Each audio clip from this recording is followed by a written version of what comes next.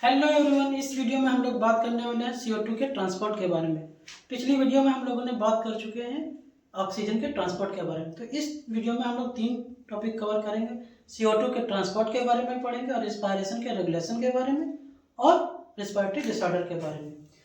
CO2 के transport के बारे में बात करें तो ये 70% जो है बाइकार्बोनेट के द्वारा ट्रांसपोर्ट होता है, 20 से 25% जो है हीमोग्लोबिन के साथ ट्रांसपोर्ट होता है और रिमेनिंग 7% जो है प्लाज्मा के साथ जो है ये ट्रांसपोर्ट होता है। कहें मेन फैक्टर क्या है CO2 के बाइंडिंग के, तो मेन फैक्टर का नाम हो जाएगा partial pressure of oxygen. Main factor क्या है? Partial pressure of oxygen. RBC में एक एंजाइम पाया जाता है, उसका नाम है कार्बोनिक एनहाइड्रेज, जो आरबीसी के साथ साथ प्लाज्मा में भी पाया जाएगा। ये बोथ डायरेक्शन में क्या कर सकता है? वर्क कर सकता है। अगर जो हम इसके कंडीशन की बात करें कि टिश्यू लेवल पर क्या होगा अब जो है CO2 के बाइंडिंग की, तो पार्शियल प्रेशर CO2 क्या होना चाहिए? ज्यादा होना चाहिए। पार्शियल प्रेशर ऑक्सीजन क्या होना चाहिए? कम होना चाहिए। एच आयन कंसंट्रेशन क्या हो जाना चाहिए? ज्यादा होना चाहिए। टेम्परेचर ज्यादा होना चाहिए और पीएच क्या होना चाहिए? कम होना चाहिए। किसमें? बॉडी टिश्यू लेवल पे। तभी तो जो है CO2 जो है हीमोग्लोबिन या आरबीसी से या फिर प्लाज्मा से बाइंड करेगी। एंजाइम कौन है? Carbonic anhydrase. ये क्या करेगा? दोनों डायरेक्शन में वर्क करेगा। CO2 के ट्रांसपोर्ट को डायग्राम में समझने की कोशिश करते हैं। ये हमने डायग्राम यहाँ पे बना रखा है बड़ा सा। ये बॉडी टिश्यू का थोड़ा सा पार्ट बना रखा है और ये एक ब्लड कैपिलरी बना रखा है। ब्लड कैपिलरी के अंदर एक हमने आरबीसी को बना रखा है जो कि बाइकानकेव है, क्योंकि आरबीसी का शेप कैसा होता है? बाइकानकेव होता है। टिश्यू के अंदर जो है CO2 का एसोसिएशन होने की कंडीशंस क्या हैं? पार्शियल प्रेशर ऑफ CO2 क्या होना चाहिए? ज्यादा होना चाहिए।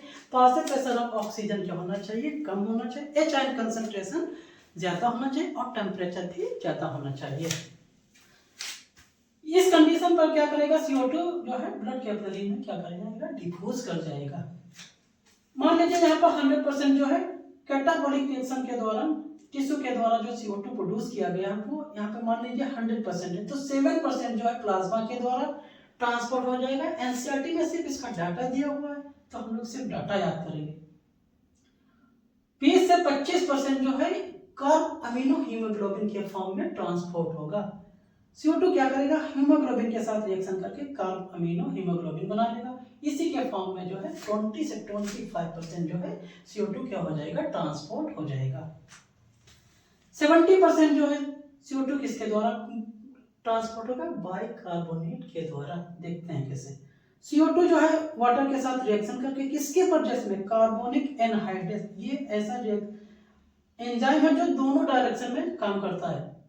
CO2 वाटर के साथ रिएक्शन करके क्या बना लेगा? कार्बोनिक एसिड बना लेगा। फर्दर रिएक्शन करके क्या बनाएगा? एच आयन और बाइकार्बोनेट बना देगा। यही बाइकार्बोनेट 70% CO2 का क्या कराएगा? ट्रांसपोर्ट कराएगा। अब ये सारे गैसेस जो है ट्रांसपोर्ट में आ गई। मान लीजिए इस ट्रांसपोर्ट में ये आ गई है तो ये हार्ट के द्वारा कहाँ पंप कर दी जाएंगी? एल्वोलाई के साइड पे पंप कर दी जाएंगी। अब हम लोग एल्वोलाई के साइड पे देखेंगे कि जो है ये कंडीशन क्या होंगी CO2 की डिसोसिएशन की।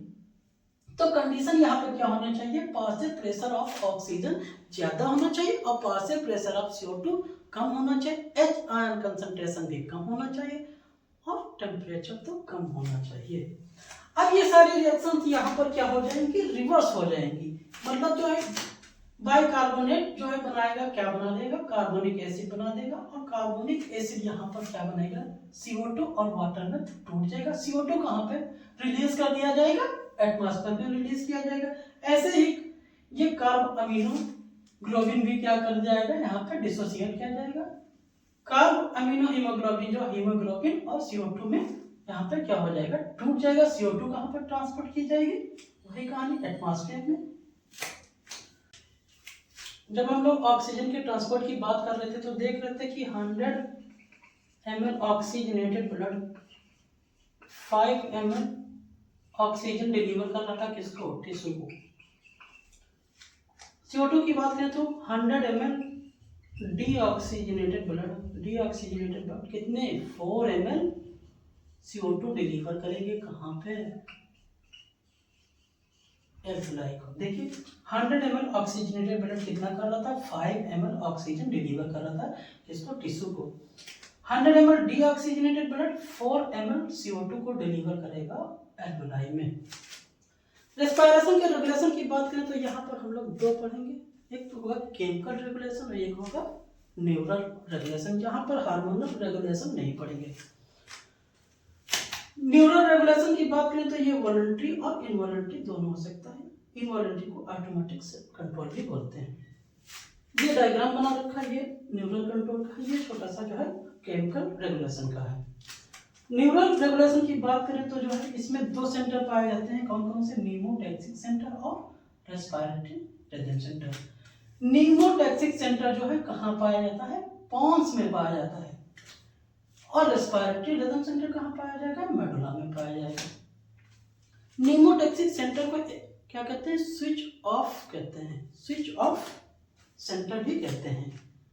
ये इंस्पायरेशन को क्या करता है? स्विच ऑफ कर देता है। जब हम लोग इंस्पायरेशन कर चुके होते हैं तो ये इंस्पायरेशन को स्विच ऑफ कर देता है और एक्सपायरेशन कराने लगता है। इंस्पायरेशन के जो है ये ड्यूरेशन को भी क्या कर सकता है? कम कर सकता है। वहीं अगर जो हम लोग मेडुला की बात करें तो इसमें जो कौन से सेंटर पाया जाता है? रेस्पिरेटरी रिदम सेंटर पाया जाता है। इसके दो भाग हैं, डीआरजी होगा, एक वीआरजी। जो डोर्सल की साइड में प्रेजेंट होगा उसे क्या कहेंगे? डीआरजी कहेंगे, डोर्सल रेस्पिरेटरी ग्रुप। और जो वेंट्रल की साइड में प्रेजेंट होगा उसे क्या कहेंगे? वीआरजी। डीआरजी की बात करें तो ये इंस्पायरेशन पर क्या करता है? कंट्रोल करता है। किसके द्वारा? स्टिमुलेट कराता है। क्या स्टिमुलेट कराता है? डायाफ्राम और एक्सटर्नल इंटरकॉस्टल मसल को क्या करा के स्टिमुलेट कराते हैं, इंस्पायरेशन पे अपना कंट्रोल करता है। वीआरजी की बात करें तो ये दोनों एक्सहेलेशन इनहेलेशन यानी कि इंस्पायरेशन और एक्सपायरेशन दोनों करा सकता है फोर्सफुली। ये तो बात हो गई इसकी न्यूरल कंट्रोल के बारे में। न्यूरल कंट्रोल की बात देख लें एक बार फिर से। न्यूरल रेगुलेशन वॉलंटरी हो सकता है, इनवॉलंटरी हो सकता है, ऑटोमेटिक कंट्रोल हो सकता है। दो सेंटर हम लोगों ने पढ़ा, नीमोटैक्सिक सेंटर और respiratory rhythm centre. Pneumotaxic centre pons में पाया जाता है। ये इंस्पायरेशन के ड्यूरेशन को क्या कर सकता है? कम कर सकता है। मेडुला में प्रेजेंट रेस्पिरेटरी रिदम सेंटर कहें हमको जो रेगुलेशन में जो प्राइमरी रोल किसका होता है तो मेडुला बोलेंगे या रेस्पिरेटरी रिदम सेंटर बोलेंगे। डीआरजी की बात कर रहे हैं तो डीआरजी क्या कर रहा था? इंस्पायरेशन पे कंट्रोल कर रहा था। कैसे? By the stimulating diaphragm and external intercostal muscle. VRG की बात करें तो एक्सपायरेशन और इंस्पायरेशन दोनों करा रहा था और कैसे? फोर्सफुली भी करा सकता है। अभी हम लोग बात करेंगे ये जो है केमिकल रेगुलेशन के बारे में। तो केमिकल रेगुलेशन की बात करें तो ये रेस्पिरेटरी रिदम सेंटर के पास में एक एरिया होता है, उसे क्या बोलते हैं? Chemosensitive area. ये किसके लिए सेंसिटिव होता है? हाईली सेंसिटिव CO2 के लिए और एच आयन कंसंट्रेशन के लिए। जैसे ही हमारे ब्लड में क्या होता है? एच आयन कंसंट्रेशन और CO2 की मात्रा बढ़ती है तो हमारे दो जगह रिसेप्टर मौजूद हैं, कैरोटिक आर्टरी और ऑप्टिक आर्ट पे। ये दोनों रिसेप्टर जो है सिग्नल किसको दे देंगे? कीमोसेंसिटिव एरिया को सिग्नल दे देंगे कि हमारी बॉडी में क्या हो चुका है? CO2 और एच आयन कंसंट्रेशन की जो है बढ़ चुका है। अब कीमोसेंसिटिव एरिया जो है किसको सिग्नल दे देगा? रेस्पिरेटरी रिदम सेंटर को दे देगा। अब रेस्पिरेटरी रिदम सेंटर जो है कंट्रोल कर लेगा किसको? CO2 H और एच आयन कंसंट्रेशन को। कैसे? CO2 को रिलीज कर देगा। केमिकल रेगुलेशन की बात कर रहे थे तो हम लोग देखे थे एक एरिया पाया जाता था। कहाँ पे पाया जाता था? रेस्पिरेटरी रिदम सेंटर के बिल्कुल समीप में। क्या कर रहा था? ये हाईली सेंसिटिव था CO2 और एच आयन के कंसंट्रेशन में और सिग्नल दे देते थे किसको? रिदम सेंटर को। चैप्टर के आखिरी पड़ाव पे हम लोग आ चुके हैं। इसमें हम लोग बात करेंगे रेस्पिरेटरी सिस्टम के डिसऑर्डर के बारे में। हम उतनी ही बात यहाँ पे करेंगे जितनी एनसीईआरटी में दे रखा है। जैसा कि हम लोग रेस्पिरेशन के रेगुलेशन में बात कर चुके हैं। एनसीईआरटी में 3 डिजीज दी हुई है, अस्थमा, एम्फाइसेमा और ऑक्यूपेशनल रेस्पिरेटरी डिसऑर्डर। अस्थमा की बात करें तो कॉजेटिव एजेंट इसका एलर्जिक रिएक्शंस होता है। जैसे कि कोई फॉरेन पार्टिकल हमारे बॉडी के अंदर आ जाता है, वो क्या कॉज कर देगा? एलर्जी कॉज कर देगा। होगा क्या? रेस्पिरेटरी ट्रैक को डैमेज कर देगा और ब्रीदिंग में डिफिकल्टी हो जाएगी, सांस लेने में जो है डिफिकल्टी हो जाएगी। जब सांस लेगा तो उसमें एक अजीब आवाज आएगी जिसे हम लोग क्या कहते हैं, वीजिंग कहते हैं, घड़घड़ाहट की आवाज आएगी। होगा क्या, जो है इन्फ्लामेशन ऑफ ब्रोंकाई और ब्रोंक्यूल्स, ब्रोंकाई और ब्रोंक्यूल में इन्फ्लामेशन के कारण एक घड़घड़ाहट जैसी आवाज आएगी। बात करें एम्फाइसमा की तो ये क्रोनिक डिजीज है, धीरे धीरे होने वाली डिजीज है। ये एल्वुलर वॉल को क्या करता है, डैमेज कर देता है। इसमें क्या होगा, एल्वुलर वॉल जो है डैमेज हो जाएगी, जिससे होगा क्या, रेस्पिरेटरी सरफेस एरिया क्या कर जाएगी, डिक्रीज कर जाएगी। हम लोग टोटल सरफेस एरिया कितनी पढ़े थे, 90 to 100 स्क्वायर मीटर दोनों लंग्स, और उसमें से जो है रेस्पिरेटरी सरफेस एरिया कितने पढ़े थे, 70 मीटर स्क्वायर। तो 70 मीटर स्क्वायर से भी क्या कर जाएगा, कम कर जाएगा क्या, respiratory surface area.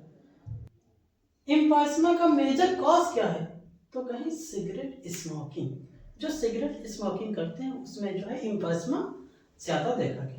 Occupational respiratory disorder के बारे में बात करें तो ये जिस इंडस्ट्री में ग्राइंडिंग और स्टोन की ब्रेकिंग होगी, ग्राइंडिंग या स्टोन की ब्रेकिंग होगी, ये डिसऑर्डर वहां पर देखने को ज्यादा मिलेगा।